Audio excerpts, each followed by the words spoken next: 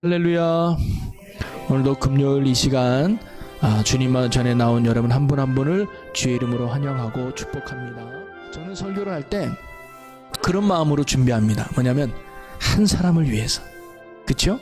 예수님이 여리고성을 지나갈 때도 한 사람 삭개오를 위해서 지나갔고, 예수님이 마을을 지나갈 때도 한 사람 혈류증하는 여인을 고치기 위해서 지나갔고, 예수님께서 그 어느 집에 많은 사람이 모였지만 한 사람 중풍병자를 치료하기 위해 예수님이 그 집에 갔듯이, 오늘도 이 시간에 하나님께서 전해주는 그 말씀은 들어야 될 한 사람, 필요한 한 사람, 뭔가 하나님의 능력이 필요한 한 사람, 그 한 사람을 살리고자 하나님이 오늘 말씀을 저에게 주신 줄로 믿습니다.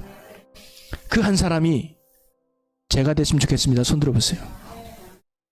역시 여기는 양보하는 사람도 많군요. 내가 은혜 받는 것도 중요하지만 은혜를 양보하겠습니다. 벌써 양보의 음악까지 나오면서 제 양보를 기쁘게 하는데, 여러분, 은혜 받는 일은 양보하지 마세요. 다른 건 다 양보하십시오. 그러나 구원을 얻고 은혜 받는 일에는 거룩한 욕심을 부리시기를 바랍니다. 그래서 오늘도 그 한 사람이 내가 돼서, 그래서 저는 예배 전에 늘 기도하기를, 오늘 이 시간이 삭개와 같은 심정으로, 오늘 이 시간이 혈질주하는 여인의 심정으로, 오늘 이 시간이 중풍병자 않는 그 마음으로, 주님 만나지 않으면 안 된다, 은혜 받지면 안 된다, 이런 간절한 마음으로 하면 그 믿음을 보시고 오늘 하나님께서 큰 은혜 여러분에게 주실 줄로 믿습니다. 자, 그래서 오늘 말씀을 한번 나누려고자 하는데요. 여러분, 넌센스 퀴즈예요. 지구가 자전하는 이유가 뭔지 아십니까? 지구가 스스로 돌아가잖아요. 스스로 돌아가는 이유가 뭔지 아십니까? 석유가 매장돼 있어 그렇대요.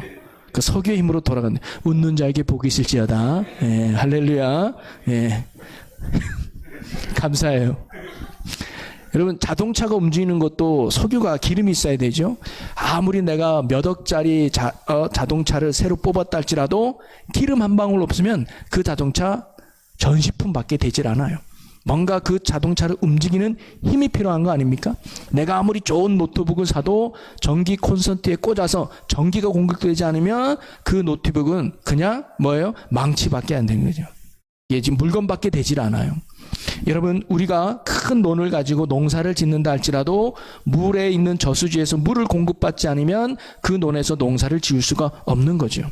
그래서 우리가 이 땅에서 무엇을 하든가 또는 무엇을 이루기 위해서는, 또는 무엇을 움직이기 위해서는 근본적인 힘, 에너지가 있어야 되는 거죠. 여러분, 우리도 마찬가지 아닐까요? 우리가 하나님의 자녀로서 또 그리스도인으로서 우리가 이 땅에서 승리하는 삶을 위해서, 하나님의 구원의 복음의 사명을 감당하기 위해서는 우리에게도 힘이 필요한 줄로 믿습니다. 여러분, 그 힘이 무엇일까요? 오늘 저와 여러분이 그 말씀을 한번 나누고자 하는데요. 여러분, 성경은 의인은 무엇으로 산다 그랬죠? 돈으로 산다? 의인은 믿음으로 산다 그랬어요. 세상은 돈으로 살고 세상은 명예를 가지고 살지 모르지만 의인은 믿음으로 산다고 하지 않았습니까? 그럼 믿음으로 산다는 게 뭘까요? 그 믿음은 뭐예요? 하나님을 믿는 거 아닙니까? 그럼 하나님을 믿을 때 뭐가 오는 거예요? 은혜가 오는 거예요. 하나님을 믿을 때 내 힘이 아닌 하나님의 힘으로 살게 되는 것이고, 하나님을 믿을 때 내 지식이 아니라 하나님의 지식으로 살게 되는 것이고, 하나님을 믿을 때 내 능력이 아닌 하나님의 능력 가운데 우리가 살게 될 줄로 믿습니다. 그래서 의인은 믿음으로 말미암아 살리라, 이 말은 뭐냐면 의인은 하나님의 은혜로 살아가느니라 라는 말씀이에요. 그래서 어떤 인생의 문제를 만나도, 어떤 인생의 구덩텅이를 만나도 믿음의 사람은 하나님의 은혜로 능히 이겨내고 승리하게 될 줄로 믿습니다. 그래서 하나님의 때마다 일마다 부어주시는 놀라운 은혜 속에서 우리가 살아갈 때 승리하는 삶, 풍성한 삶, 그리고 기쁨과 감사의 삶, 복된 삶을 살게 될 줄로 믿습니다. 오늘 본문 말씀에는요, 바로 이러한 하나님의 은혜로 말미암아 인생의 문제를 해결받고 또 승리하고 풍성한 삶을 누린 두 사람을 오늘 우리가 만나볼 수 있어요. 그 두 사람이 누구냐? 바로 히브리 3파였던 시브라와 부하라고 하는 두 사람입니다. 자, 먼저 그들이 어떤 은혜를 받았는지 오늘 말씀에서 한번 찾아볼까요? 제가 보니까 세 가지의 큰 은혜를 받은 것 같아요. 하나님의 은혜로 어떤 큰 역사가 일어났는가? 첫째는요, 그들은요, 하나님의 은혜로 죽음의 위기에서 건진받은 거예요. 여러분, 왕이 두 산파에게 명령을 내리죠. 히브리 여인이 아이를 낳으면 남자아이면 죽이고 여자아이면 살려두라 그래요. 왕의 어명이에요. 이 어명을 어기면 죽음이에요. 그런데 이 두 산파가 남자아이를 살려두지 않습니까? 왕의 명령을 어긴 거예요. 여러분, 지금도 법이 무섭고 대통령의 권한이 있다고 하지만 옛날 이 왕은 말이고 법 아닙니까? 왕의 명을 어긴 것은 곧 죽음이에요. 그런데 이 두 산파는 죽음을 면했어요. 하나님의 은혜로 죽음의 위기에서 건진받게 될 줄로 믿습니다. 그게 첫 번째 은혜였어요. 또 두 번째는 뭐냐면 그들의 민족, 즉 히브리 민족이 더욱 번성하고 매우 강해졌다라는 거예요. 애굽 왕이 히브리 민족을 없애려고 했지만 이 두 산파로 말미암아 오히려 민족이 더 부흥해요. 또 하나는 뭐냐면 자신들의 집안이 흥왕하게 되었더라. 이 말은 뭐예요? 점점점 잘 됐다는 거예요. 이건 제 얘기가 아니라 성경이 이렇게 나오거든요. 자, 출애굽기 1장 20절과 21절을 봅니다. 같이 읽어봅니다. 하나님이 그 산파들에게 은혜를 베푸시니 그 백성은 번성하고 매우 강해지니라. 그 산파들은 하나님을 경외하였으므로 하나님이 그들의 집안을 흥왕하게 하신지라. 하나님이 은혜를 베푸셔서 본인들의 죽음에서 건진받은 뿐만 아니라 이스라엘 민족이 더욱 번성하게 되고 그들의 집안이 흥왕하게 되었다는 거예요. 여러분, 저는 오늘 여러분이 이 두 산파가 누렸던 은혜와 축복이 여러분에게도 있기를 주의 이름으로 간절히 축복합니다. 그래서 여러분의 생명이 보존받고 여러분을 통해 민족이 복을 받고 여러분의 집안이 하나님의 복을 누리는 은혜의 가정, 은혜의 삶이 되기를 주님의 이름으로 간절히 축원합니다. 그래서 하나님의 은혜 주시는 말미암아 묶인 것이 풀어지고 닫힌 것이 열리고 그 다음에 뭐예요? 막힌 것이 뚫어지는 그 축복의 삶이 여러분의 삶이 되기를 소망합니다. 그리고 하나님의 은혜로 말미암아 세상의 억압과 방해 속에서도 여러분이 하나님의 뜻을 이루는 사명의 삶이 되기를 축복합니다. 그리고 하나님의 크신 은혜로 말미암아 여러분의 가정과 가문이 주님의 기쁨과 자랑이 되는 영광과 축복의 가문이 되기를 주님의 이름으로 간절히 축원합니다. 그리고 여러분 때문에 이 나라 이 민족이 하늘의 복을 받는 믿음의 민족이 되기를 축복합니다. 또 여기 있는 여러분 때문에 이 교회가 부흥하고 이 교회가 더욱 성장하여 복음의 사명을 잘 감당하는 이 시대 건강한 교회로 세워지기를 주님의 이름으로 간절히 축원합니다. 할렐루야. 설교 끝. 뭐 그건 되잖아요. 그렇지 않아요? 우리가 그런 은혜의 축복을 누리는 거 얼마나 감사해요. 여러분이 그런 축복의 주인공이 되기를 소망합니다. 자, 그러면 어떻게 우리가 이 은혜를 누릴 수 있을까요? 이게 중요한 거 아니에요? 어떻게 해서 이 두 사람의 히브리 산파가 이런 하나님의 은혜를 누릴 수 있었을까? 이런 하나님의 축복을 누릴 수 있었을까? 오늘 그것을 우리가 본받고 배워보자고요. 자, 하나님의 은혜는요, 무조건 달라고 해서 주는 건 아닌 것 같아요. 하나님의 마음에 합해야, 하나님의 보시기에 합당해야 하나님이 오늘 우리에게 은혜를 주시는 줄로 믿습니다.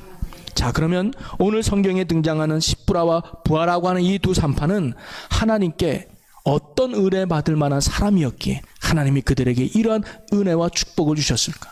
그들이 어떤 모습이었기에 하나님이 그들에게 이런 은혜와 영광의 복을 주셨을까?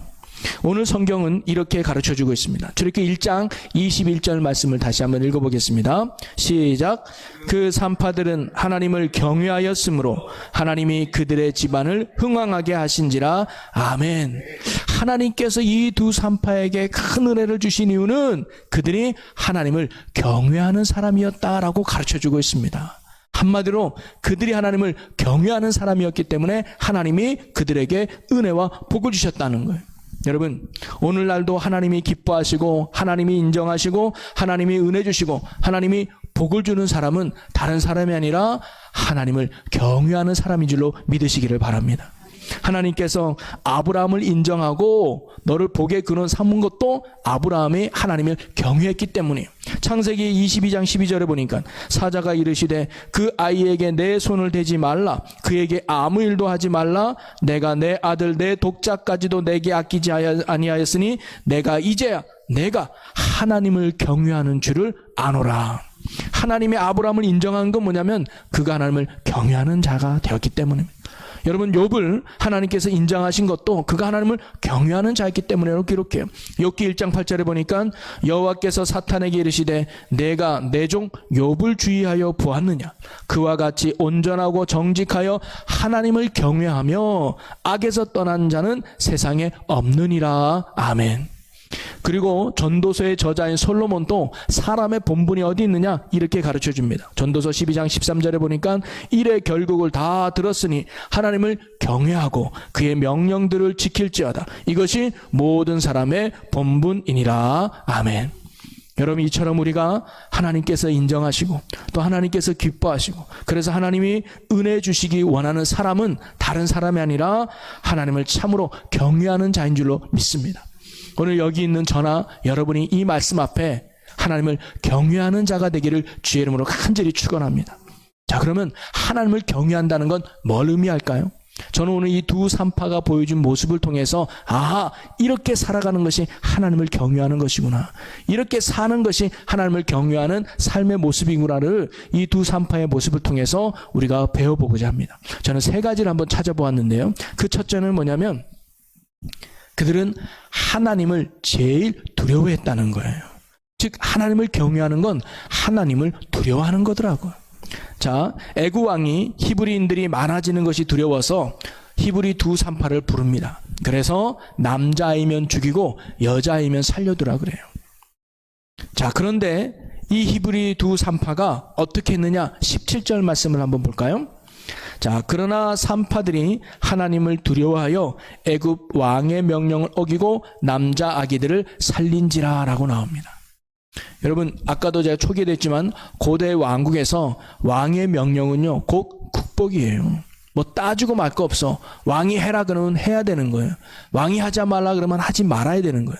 그걸 어기면 법을 어긴 거와 같기 때문에 굉장히 큰 벌에 다스리는 거 아닙니다. 그래서 왕명을 어기면 곧 그것이 죽음이었어요. 그런데 이 두 산파는 바로 그 왕의 명령을 어긴 거 아니겠습니까? 그들은 자신들의 목숨을 잃는 것을 알면서도 그들은 왕의 명령을 어겼어요. 여러분 이 두 산파가 왕의 명령을 어긴 이유가 뭡니까? 하나님을 더 두려워했기 때문입니다. 왕보다 하나님을 더 두려워했다는 거예요. 여러분은 누구를 제일 두려워하고 계십니까? 정말 하나님을 최고로 두려워하고 계십니까? 그러면 이 두 산파가 보였던 하나님을 두려워했던 이유 그건 뭘까요? 전 두 가지로 생각되더라고요. 첫째는 뭐냐면 왕보다 하나님이 더 높다는 믿음이 그들에게 있었어요.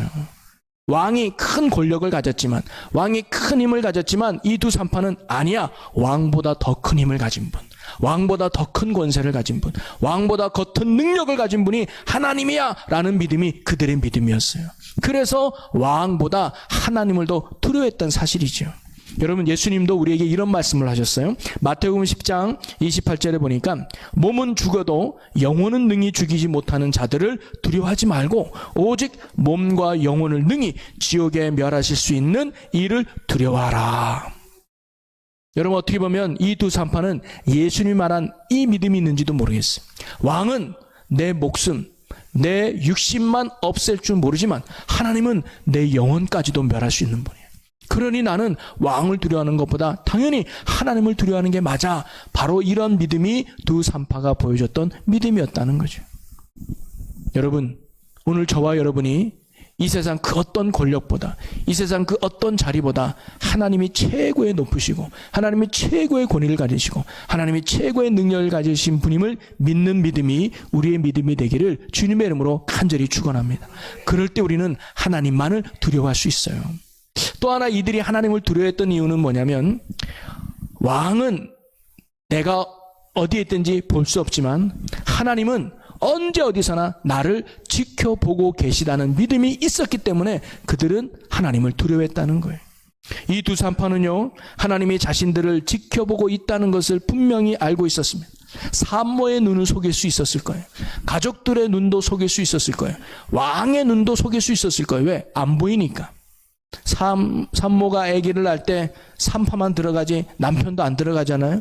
그러니까 언제든지 이 산파는 자기가 원하는 대로 아이를 죽일 수도 있었을 거예요. 산모도 속이고 가족도 속이고 왕까지도 아마 속일 수 있었을 거예요. 왜? 아무도 안 보니까 말이죠. 그런데 이 두 산파는 사람들의 눈은 속일 수 있을지 모르지만 하나님은 속일 수 없다는 것이 이들이 가졌던 믿음이었습니다. 왕은 안 보지만, 가족은 안 보지만 지금 누가 보고 있어요? 하나님이 지금 나를 지켜보고 있다. 여러분, 요셉도요, 보디발의 아내가 유혹할 때 뭐라고 말합니까? 하나님이 지금 나를 지켜보고 계시는데 내가 어찌 하나님 앞에 득지하리요. 보디발의 아내는 야, 우리밖에 없어, 아무도 안 봐, 너와 나가 죄를 져도 누가 뭐라 할 사람 없어라고 보디발의 아내가 유혹했지만 요셉은 뭐예요? 아닙니다, 하나님이 보고 계십니다. 지금 여기에 당신과 나밖에 없는 것 같아도 영이신 하나님이 지켜보고 있어요. 그러니 어찌 죄를 지을 수 있습니까? 라는 마음이 요셉의 마음이었다는 거예요. 이처럼 우리가요, 하나님을 두려워한다는 것은 다른 게 아니라 언제나 어디서나 하나님이 나를 지켜보고 있다는 것을 인식하며 사는 것이 하나님을 두려워하며 경외하는 성도의 모습인 줄로 믿습니다. 그럴 때 우리는 하나님이 기뻐하는 삶을 살아갈 수 있지 않을까요? 하나님이 싫어하는 것을 멀리할 수 있지 않을까요? 그리고 그런 자에게 하나님은 때마다 일마다 놀라운 은혜를 채워주시는 줄로 믿습니다. 사랑하는 성도 여러분, 여러분은 두 산파와 같이 하나님을 두려워하며 살고 있는지를 오늘 이 밤에 돌아볼 수 있는 시간이 되었으면 좋겠어요. 하나님을 여러분의 인생의 최고의 능력자로, 권위자로 인정하고 있는가? 내 남편보다, 또는 어떻게 보면 내 학교 선생님보다, 내 직장의 사장보다, 내 직장의 회장보다 하나님을 더 높은 권위자로 인정하며 살아가고 있는가? 때로는 하나님보다 내 자녀를 더 높게 여기고, 하나님보다 돈을 더 높게 여기고, 하나님보다 지식과 내 건강을 더 높게 여기는 그런 모습은 혹시 우리에게는 없는? 그래서 하나님보다 자녀가 더 두렵고, 하나님보다 돈이 더 두렵고, 하나님보다 사람이 더 두려워서 하나님의 말씀보다는 그 사람과 그 뜻을 추구하고 하는 그런 모습이 혹시 우리에게는 없습니까? 하나님은 오늘 하나님만을 두려워하며 그분을 가장 높이 존중하기를 원하시는 하나님이신 줄로 믿으시기를 바랍니다. 그리고 또한 하나님은 언제 어디서나 나를 항상 지켜보고 있다는 분을 우리는 인식하며 살아야 돼요. 여러분, 사람도요, 누가 나를 지켜보고 있다면 함부로 못해요. 여러분의 집에 CCTV 달아난다고 생각해 봅시다. 여러분 어떨 것 같습니까? 함부로 못하죠. 쌩얼로 다니기 어려울걸요 아마? 다 화장하고 안 볼 때 막 이렇게 할 거예요. 그리고 6살 먹은 어린아이가 내 옆에 지켜보고 있다 할지라도 함부로 못할 겁니다. 누군가가 나를 지켜보고 있다는 것은 심히 두렵고 또 자기 검열이 되는 거죠. 하물며 하나님이 나를 늘 지켜보고 있다는 거, 이거 우리 행동이 얼마나 조심스러워지고 얼마나 바른 신앙이 되겠습니까? 성경에 나오는 믿음의 사람들의 공통점은 항상 하나님 앞에 서는 삶이었어요. 다윗도 그렇고 요셉도 그렇고 다니엘도 그렇고 바울도 그렇고 베드로도 그렇고 항상 하나님 앞에 살아가는, 이 세상에 나 혼자 있는 것 같아도 하나님 앞에 서 있는 자세. 그러면요, 두 가지 길이, 첫째는 죄를 이길 수 있는 힘이 있을 것 같고요, 두 번째는 어떤 유혹도 이길 수 있는 힘이 있지 않을까요? 왜? 하나님이 함께 계시는데. 사망의 음침한 골짜기에 있어도 해를 두려워하지 않는 담대함이 있지 않을까요? 여러분, 두 산파가 보여주었던 하나님을 경외하는, 그래서 하나님을 두려워하는 마음이 오늘 여기 있는 저와 여러분 모두의 믿음의 마음이 되시기를 주님의 이름으로 간절히 축원합니다. 그 누구보다, 그 무엇보다 하나님을 가장 높고 위대한 분으로 믿고 인정하는 믿음이 우리의 믿음이 되기를 바라고요, 언제나 나를 지켜보고 계시는 하나님이 계심을 믿고 하나님 앞에서 항상 하나님을 두려워하며 살아갈 수 있는 하나님을 경외함이 우리의 모습이 되기를 주님의 이름으로 간절히 축원합니다. 또 하나 이들이 보여주었던 하나님을 경외하는 신앙의 모습은 뭐였냐면, 그들은요, 하나님의 뜻을 쫓았다는 거예요. 17절을 보니까 뭐예요? 왕의 명령을 어기고 남자아이를 살려두었다고 나오지 않습니까? 여러분, 사람은요, 본능적으로 가장 무서운 존재를 쫓게 되어 있어요. 여러분, 이런 얘기 들어봤잖아요. 공처가 대회. 그래가지고 사회자가 말하기를, 아내가 두려운 사람은 오른쪽, 아내가 안 두려운 사람은 왼쪽에 있으니까 다 오른쪽 갔는데 한 명만 왼쪽 간 거 아니에요. 그러니까 당신은 아내가 안 무서워요? 그랬더니 이 남편이 말하기를, 우리 아내가요, 사람 많은 곳에 가지 말라 그래가지고요, 혼자만 이쪽에 간 거 아니에요. 여러분, 다 아는 얘기인데 웃어서 고마워요. 다 알잖아 이거. 웃어서도 고마워요. 이게 뭐냐면 두려우면 따라가게 되는 거 아닙니까? 학교에서도 보면 성적이 그나마 좋은 과목이 뭐냐면 호랑이 선생님들. 그죠? 하나 틀린 데마다 한 대씩. 그러면요, 거기에 막 친구들이 막 목숨 걸고 공부할 수도 있잖아요. 무서우면 순종하게 되고 무서우면 복종하게 돼 있는 거거든요. 여러분, 두 산파가 하나님을 참으로 두려움으로 나타났던 행동의 모습은 뭐냐면 아이를 살려둔 거 아닙니까? 하나님을 두려워하니까 남자아이를 죽이지 않고 살려둔 거예요. 여러분, 두 산파가 히브리 남자아이를 죽이지 않고 살려둔 이유는 무엇이냐면 아이들을 죽이는 것은 결코 하나님이 원하는 뜻이 아니었음을 그들이 알았기 때문입니다. 왕의 뜻은 아들이면 죽여라, 그리고 딸이면 살려두어라 라는 것이 왕의 뜻이었고 명령이었어요. 그런데 하나님은 뭐예요? 생명을 귀하게 여기는 거 아닙니까? 그리고 하나님의 민족인데 말이죠. 산파로 부르신 하나님의 뜻은 무엇이었을까요? 이 히브리 산파는 하나님이 자신들을 산파의 자리로 불렀다는 게 믿었을 겁니다. 그러면 이 산파로 부르신 하나님의 뜻은 뭐예요? 생명을 잘 살리는 거죠. 생명을 잘 받아가지고 남자아이든 여자아이든 잘 받아서 사고 나지 않도록 산모도 건강하고 아이도 건강하게 만드는 생명을 살리는 것이 나를 산파로 부르신 하나님의 뜻임을 이 두 산파가 분명히 알고 있었다는 거예요. 그리고 그들의 신앙은 알므로 끝나지 않고 오늘 말씀처럼 실천으로 옮기는 삶으로 살아가는 적극적인 신앙을 그들이 보아주었다는 사실입니다. 그들의 삶은 바로 하나님의 뜻을 쫓는 신실한 삶이었다는 것을 우리는 두 사람을 통해서 알 수가 있죠. 여러분, 이처럼 하나님을 경외하는 사람, 그리고 하나님을 참으로 두려워하는 사람에게 나타나는 신앙의 모습은 뭐냐면 어떤 삶의 자리에서도 하나님의 뜻을 구하고 하나님의 뜻을 쫓는 자들인 줄로 믿습니다. 이런 사람들에게 하나님께서 놀라운 은혜를 베풀어 주신다는 거예요. 먼저 그의 나라와 그의 의를 구하는 자에게 하나님이 이 모든 것들을 더하여 주시느니라 말이죠. 여러분, 사람들은요, 각자의 역할들이 있죠. 그러나 그 역할을 감당할 때는 어떤 기준으로 판단하고 행동하느냐가 참으로 중요합니다. 똑같은 자리에 있고 똑같은 역할을 한다 그래도 어떤 판단과 결정이 다를 때가 있어요. 왜냐? 기준이 다르기 때문입니다. 오늘 두 산파를 보면 그 산파의 역할은 뭐예요? 아이를 잘 낳도록 돕는 거죠. 그렇지만 어떤 기준과 어떤 삶의 판단으로 행동하느냐에 따라서 결과는 달라질 수 있습니다. 뭐냐? 아이를 죽일 수도 있고 아이를 살릴 수도 있는 거 아니겠습니까? 그들의 기준이 왕이었다면 그들은 아이를 죽였을 거예요. 그러나 그들은 하나님의 기준이었기 때문에 그 남자아이를 살려줬던 거 아니겠습니까? 여러분, 오늘 저와 여러분에게도 각자의 역할이 있죠. 집에서는 부모의 역할이 있을 수도 있고 사회 나가면 직장인으로서의 역할이 있을 수 있을 거예요. 어디 가든 여러분의 삶의 위치가 있을 것입니다. 그리고 그 역할을 감당할 때 어떤 기준을 가지고 판단하고 행동하느냐에 따라서 결과는 참으로 많이 달라진다는 거예요. 여러분은 어떤 행동을 할 때 그 기준이 무엇입니까? 어떤 사람은 돈이 기준이 될 수도 있겠죠.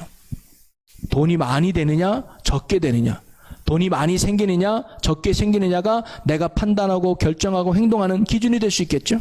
또 어떤 사람은 세상적 성공이 기준이 될 수도 있을 겁니다. 내가 이걸 했을 때 얼마나 내가 인기가 높아지고 성공할 수 있을까, 그것이 기준이 되는 사람도 있겠죠. 또 어떤 사람이 이것이 나에게 유익이 되는가, 내게 이익이 되는가가 어떤 판단과 결정을 하는 기준이 되기도 할 것입니다. 그러나 하나님을 경외하는 사람, 하나님을 두려워하는 사람에게 있어서 행동과 판단의 결정의 기준이 무엇일까요? 다름이 아니라 하나님의 말씀, 그리고 하나님의 뜻을 기준 삼고 선택하고 판단하는 자인 줄로 믿으시기를 바랍니다. 내게 이익이 좀 되지 않아도, 오히려 내가 손해본다 할지라도, 다른 사람에게 내가 뒤처진다 할지라도 이것이 하나님의 말씀에 맞는다면 순종할 줄 아는 것, 이것이 하나님이 기뻐하는 바라면 그 뜻에 순종할 수 있는 것, 그게 하나님을 경외하는 자라는 거예요. 그런 사람에게 오늘도 하나님은 놀라운 은혜를 그의 삶에 부어주시는 줄로 믿습니다. 요셉이 그랬고 다윗이 그랬고 성경에 나오는 축복의 주인공들이 다 그런 삶을 살지 않았습니까? 오늘 저와 여러분이 하나님의 뜻을 알고 그 뜻을 따를 수 있는, 참으로 하나님을 경외할 수 있는 저와 여러분의 복 있는 삶, 믿음의 귀한 삶이 되시기를 주님의 이름으로 간절히 축원합니다. 우리에게는 우연이란 없다고 저는 믿습니다. 여러분의 각자의 자리에서 분명히 하나님이 그 자리에 인도하신 뜻이 있다는 거죠. 그리고 하나님께서 우리에게 원하시는 것은, 하나님 내가 왜 이 자리에 있어야 됩니까? 설명해 주십시오라고 하나님께 따지는 것이 아니라 나를 이 자리에 불러주시고 보내주신 하나님의 뜻이 있음을 믿고 그 뜻을 깨닫고 순종하기를 하나님이 원하신다는 거예요. 다윗이 예기치 않게 도망자 신세가 되고 요셉이 예기치 않게 형들에게 팔려가고 노예가 되고 억울하게 감옥에 갇혀도 그들이 보여줬던 신앙은 뭐예요? 주님, 주의 뜻이 어디 있나이까? 내가 그 뜻에 순종하기를 원하나이다. 여러분, 어떤 문제가 있습니까? 뭔가 해결할 수 없는 어려운 가운데 있나요? 그럼 문제 해결하기 전에, 이 어려움에서 건진받기 전에 그 속에 담겨진 하나님의 뜻을 여쭤보십시오.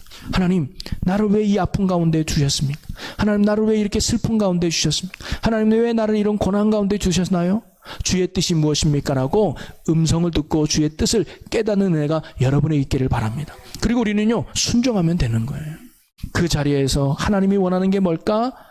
요셉은요, 노예로 팔려갔을 때 하나님, 내가 노예로 팔려가는데 여기서 해야 되는 게 뭡니까? 그럼 하나님이 그랬을 거예요. 걸레질을 잘해라. 알았습니다. 하나님, 걸레질. 하나님, 내가 왜 노예로 팔려갔죠? 빨래 잘해라. 그 빨래는 열심히 했을 거예요. 그랬더니 보디발의 눈에 띄어서 가정 총무로 삼았고, 내게 주어진 삶의 자리에서 주의 뜻이 무엇인가를 알고 그때 순종했더니 하나님이 그 인생을 만들어가는 거 아닙니까? 오늘 저와 여러분이 상황은 중요하지 않은 것 같아요. 환경은 중요하지 않은 것 같아요. 조건도 중요하지 않은 것 같아요. 지금도 살아계신 하나님을, 우리를 구원해 주신 하나님은, 하나뿐인 예수 그리스도의 십자가에 죽기까지 구원해 주신 하나님은 오늘도 우리를 붙들고 인도하고 계심을 믿으시기를 바랍니다. 그 하나님이 이끄시는 그 길이라면 축복의 길 아닙니까? 하나님이 이끄시는 그 길이라면 영광의 길 아닙니까?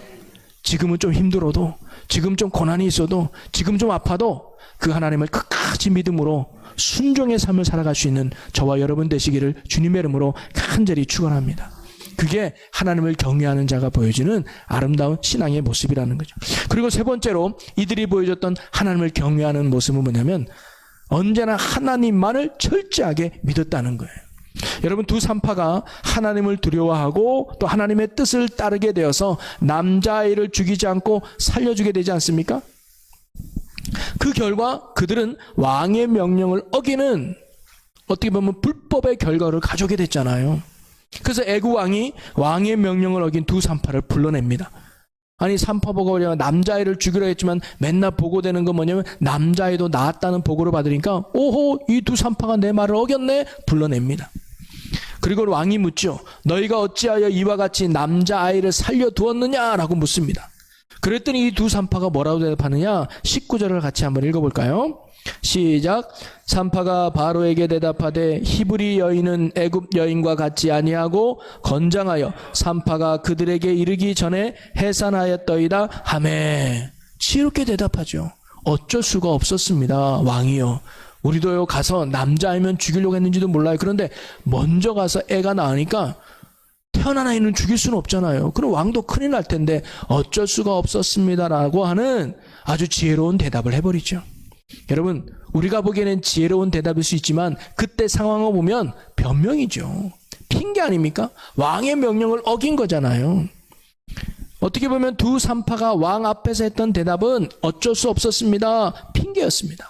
여러분, 애굽 왕이 어떤 사람이에요? 그의 말이 곧 법이고 그 법을 어긴 건 곧 죽음을 의미하는 거 아니었습니까? 그런 왕에게 핑계가 먹혔을까요? 어쩔 수 없었습니다라는 말이 이 왕에게 먹혔을까요? 변명이 소용이 있었을까요? 어머, 그랬구나. 아유, 두 산파가 어쩔 수 없었구나. 맞아, 그럴 수 있지 하면서 왕이 너그럽게 봐줬을까요? 그래도 지켰어야지 하면서 너희들이 왜 내 명을 어겼냐면서 그들을 그냥 쳐라라고 할 수도 있지 않았을까요? 만약 두 산파가 정말로 왕을 두려워했다면 남자아이를 죽였겠죠. 근데 정말로 이 두 산파가 남자아이가 태어나는 걸 어쩔 수 없었다고 칩시다. 정말 이 말처럼 갔더니 이 아기가 태어났다고 쳐요. 그러면 이 두 산파가 왕을 두려워했다면 그들은요, 왕이 부르자마자 무릎 꿇고 살려달라고 했겠죠. 어쩔 수 없었습니다, 왕이요, 내 잘못이 아니에요, 우리 좀 살려주십시오라고 정말 손이 발이 되도록 빌빌 빌지 않았겠습니까? 그게 정말로 이 두 산파가 왕을 두려워하는 모습 속에 나타날 모습일 텐데, 그런데 이 두 산파는요, 왕의 명령을 어겼음에도 불구하고 목숨을 구걸하지 않았습니다. 잘못을 인정하지 않아요. 오히려 당당하게 이야기하지 않습니까? 어쩔 수 없었다니까요. 왕이요, 우리 잘못 아니에요. 어쩔 수 없었어요. 나보고 어떻게 하라고요? 어떻게 보면 참 당당하게 하는 모습을 보여주지 않습니까? 여러분, 이런 당당함, 이런 배짱, 이런 자세 어디서 나왔을까요? 어디서 이 두 사람은 그 왕 앞에서 왕의 명을 어겼음에도 당당하게 말할 수 있었을까요? 그 이유가 바로 하나님에 대한 확신, 하나님에 대한 믿음이 그들에게 충만히 있었기 때문입니다. 어떤 충만일까요? 하나님이 왕보다 뛰어난데, 하나님이 왕의 능력자인데, 하나님이 왕보다 더 지혜로운데, 왕도 하나님의 손바닥이 있는데 내가 누굴 두려워해? 이런 하나님에 대한 철저한 믿음의 확신이 이 두 산파가 있었기 때문에 문제 앞에 당당했던 거예요. 여러분, 다니엘의 세 친구들도 보십시다. 왕의 금신상에 절하지 않았다는 이유로 왕에게 불려가죠. 너희들이 감히 내가 만든 신상에 절하지 않냐? 다시 한번 기회를 줄 테니까 지금 절하면 나 너희들 살려줄게. 그랬더니 그 친구들이 뭐라고 대답해요? 한번 읽어봅시다. 다니엘 3장 17절 다 같이 읽습니다. 시작. 생기는 하나님이 계시다면 우리를 맹렬히 타는 풀무불 가운데에서 능히 건져내시겠고 왕의 손에서도 건져내시리이다. 아멘. 이들은 지금 하나님에 대한 확신을 갖고 있었습니다. 이들은 뜨거운 풀물 속에서도 건져내시고 구원하신 하나님에 대한 확신을 가지고 있었다는 거죠. 그 믿음의 확신이 금신상 앞에 절하지 않고 왕 앞에 당당하게 말할 수 있었다는 거예요. 여러분, 우리가 하나님에 대한 두려움을 갖고 또 하나님의 뜻에 대한 순종하는 삶을 살아도요, 우리의 삶의 결과가 나쁘게 나타날 수 있다는 사실을 우리는 알아야 합니다. 믿음대로 산다고 만사형통되는 거 결코 아니라는 거예요. 다니엘도 믿음대로 살았는데 사자굴에 들어가고요. 다니엘의 세 친구도 믿음대로 살았는데 풀무불에 들어갔어요. 요셉도 말씀대로 살았는데 노예로 팔려가고요. 억울하게 감옥에 갇혔어요. 우리가 하나님을 두려워하고 그리고 하나님의 뜻대로 순종하며 살아간다 할지라도 여러분이 원하는 삶 되지 않을 수 있어요. 여러분이 계획한 대로 안 풀릴 수도 있어요. 그런데 중요한 게 뭔지 아십니까? 바로 그런 환경 속에서도, 그런 상황 속에서도 변하지 않는 믿음입니다. 한결같은 믿음입니다. 하나님에 대한 확신, 그것을 늘 가지고 있는 게 중요하다는 거죠. 나를 사랑하시는 하나님, 나를 지키시는 하나님, 내게 은혜 베푸시는 하나님을 어떤 환경과 상황 속에서도 잃어버리지 않고 굳게 붙드는 믿음, 이 신뢰하는 이 믿음, 그 믿음을 하나님이 원하시는 거예요.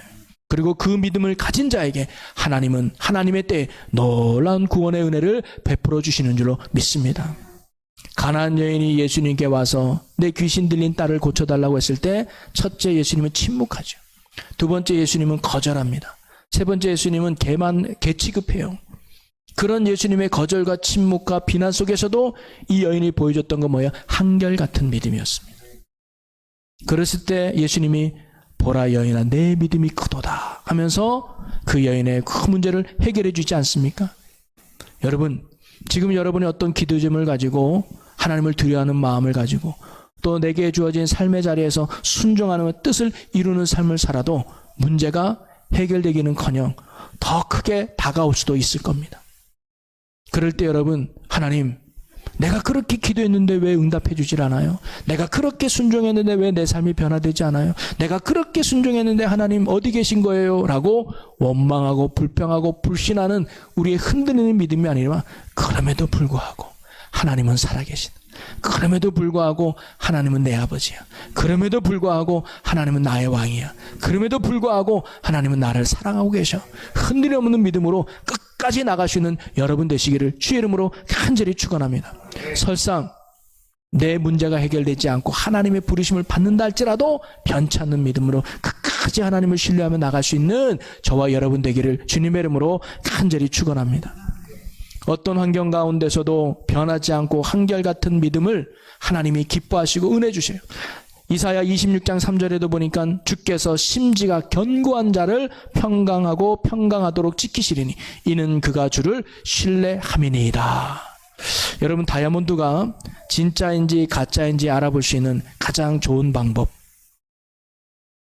보소상 가져가면 되죠. 그냥 알아보면 돼요. 그래도 여러분 집에서 확인하고 싶다 그러면 그런 방법이 있대요. 물에 담긴 투명한 유리컵에 넣어보면 진짜인지 가짜인지 알 수 있답니다. 진짜는 물속에 넣어도 한결같은 밝은 빛을 발한대요. 근데 가짜는 빛이 나지 않는다고 합니다. 진짜는 변하지 않는다는 거죠. 한결같다는 거예요. 여러분, 우리의 믿음도 진짜 믿음이 되기를 주의 이름으로 축복합니다. 교회에서만의 믿음이 아니라, 속회 모임에서만의 믿음이 아니라, 성도들 안에서만의 믿음이 아니라, 가정이 있든지 직장이 있든지 또는 실패 가운데 있든지 기쁨 가운데 있든지 고난 가운데 있든지 즐거운 가운데 있든지 어려운 가운데 있든지 예수가 나의 주요, 예수가 나의 전부요, 오직 하나님만을 붙드는 변치 않는 믿음이 오늘 우리의 믿음이 되기를 주님의 이름으로 간절히 축원합니다. 그런 믿음 있는 자 하나님이 붙드시고 놀라운 은혜로 채워주실 줄로 믿습니다. 말씀을 정리합니다. 의인은 뭐로 산다고 그랬어요? 믿음으로 산다고 했어요. 믿음으로 산다는 건 하나님의 은혜로 산다는 거 아닙니까? 우리가 이 땅에서 승리하는 삶, 축복의 삶, 영광의 삶에 살아가는 에너지, 힘은 하나님께 있는 줄로 믿으시기를 바랍니다. 그리고 하나님은 어떤 사람에게 은혜를 주시고 능력을 주신다고요? 하나님을 경외하는 자예요. 여기 있는 우리가 하나님을 참으로 경외하는 자가 되기를 주님의 이름으로 간절히 축원합니다. 그런데 하나님을 경외하는 게 뭘까? 단순히 주일날 예배드리고 말이죠. 목사가 되고 권사가 되고 직분을 받는 게 아니라 오늘 우린 두 산파를 통해서 하나님을 경외하는 게 어떤 삶의 자세인지를 배울 수 있습니다. 첫째는 뭐예요? 하나님을 두려워하는 겁니다. 여러분, 그 어떤 대상보다, 그 누구보다 하나님을 최고로 생각할 수 있는, 또 하나님을 최고로 인정할 수 있는 믿음이 여러분의 믿음이 되기를 주의 이름으로 축원합니다. 그리고 하나님이 언제 어디서나 나를 지켜보고 있다는 거 우리 잊지 말자고요. 성령 충만한 삶은 뭐냐면 바로 이것을 깨닫는 거예요. 하나님이 내게 은혜 주셨구나, 하나님이 나를 지켜보고 있구나, 이거를 늘 깨닫는 게 성령 충만한 삶이에요. 여러분, 어느 곳에 있든지 하나님이 지켜보고 있다는 이 마음으로 살아갈 수 있는 여러분이 되기를 축복합니다. 그리고 나의 자리에서 나를 부르신 하나님 앞에 뜻을 구하고 순종하는 거예요. 더 이상 하나님 내가 왜 이렇게 살아야 됩니까? 원망하는 게 아니라 그 상황 속에서 순종해보자. 비교하지 마시고, 하나님 저 집 사는 저렇게 잘 되고 저건 사는 저렇게 되는데 왜 내 인생이 이래야 됩니까? 비교하지 마시고. 여러분, 다윗이 비교했나요? 요셉이 비교했나요? 다니엘이 비교했나요? 바울이 비교했나요? 비교하지 않았습니다. 저 사람에게는 저 사람의 은혜의 분량이고 내 삶에는 내 삶의 은혜의 분량임을 알고 지금 내가 있는 자리에서 뭐예요? 주의 뜻을 구하고 순종하는 거예요. 그리고 때로는 그 순종의 길 가운데 문제가 커지고 아픔이 깊어지고 고난이 커진다 할지라도 우리 주님을 향한 변하지 않는 믿음이 우리의 믿음이 되기를 주님의 이름으로 간절히 축원합니다. 코로나 할아버지가 와도 예배 승리하리라. 코로나 할아버지가 와도 우리 속해 모입시다. 우리가 코로나 할아버지 금요기도에 깨웁시다. 내가 직장에서 아무리 피곤해도 내가 금요기도에 나와서 기도해야지. 변치 않는 믿음. 이런 믿음을 하나님이 원하신다는 거죠. 그리고 그런 사람에게 하나님의 뜻에 따라 때 놀라운 은혜와 축복으로 넘치게 해줄 줄로 믿습니다.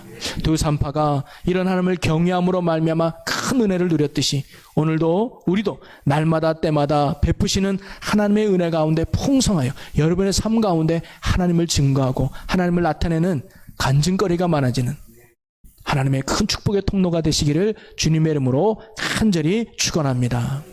우리 이 시간 함께 찬양하고 우리가 또 오늘 말씀을 붙들고 기도하기를 원하는데요. 오직 예수뿐이래라는 찬양이죠. 은혜 아니면 살아갈 수가 없네, 호흡마저도 다 주의 것이니. 우리가 이 찬양을 고백하면서 주님, 정말 주님 은혜 아니면 내가 살아갈 수가 없습니다. 그리고 하나님 주의 은혜 안에 살아가기 위해서 내가 참으로 하나님을 경외하는 자가 되기를 원합니다라는 기도하는 마음으로 우리 이 시간 찬양하고 함께 기도하겠습니다. 은혜 아니면 살아갈 수가 호흡마저도 다 주의 것이니 세상 편